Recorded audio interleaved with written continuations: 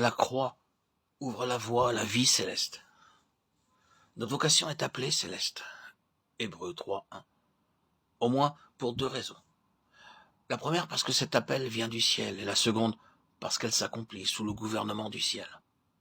C'est un appel à marcher avec Dieu, que nous ne pouvons voir de nos yeux et dont la voix ne peut être entendue de nos oreilles naturelles, mais qui cependant est en nous par l'esprit de vie.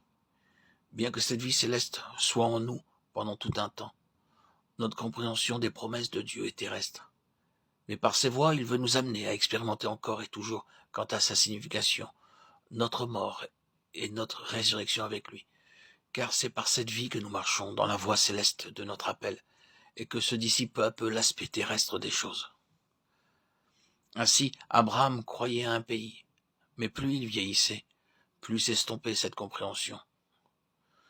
Dans l'expérience de ceux qui avancent avec Dieu, la vie de résurrection leur donne une compréhension et un concept céleste, une vision de plus en plus claire de ce qui est invisible, qui échappe aux facultés naturelles, qui ne saurait les saisir.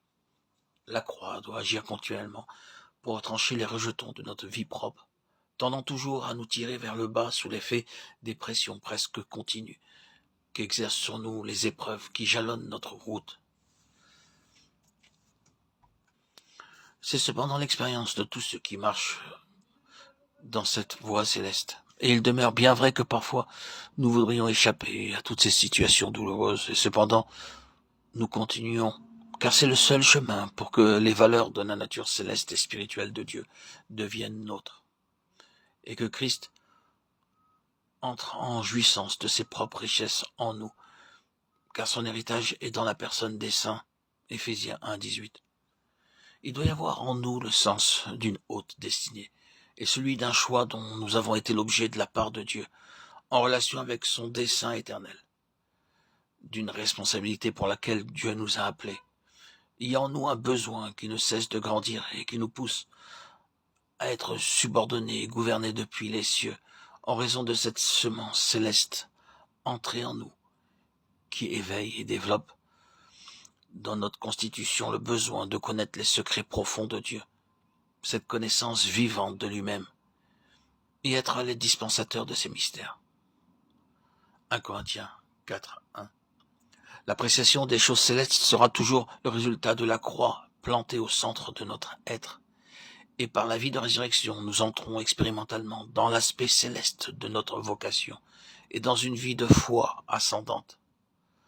La croix nous sépare, nous détache de nous-mêmes, alors que la vie de résurrection nous élève au-dessus des contingences de cette terre, et ceci n'est ni une rêverie, ni un idéal que nous ne saurions atteindre, mais une puissante réalité.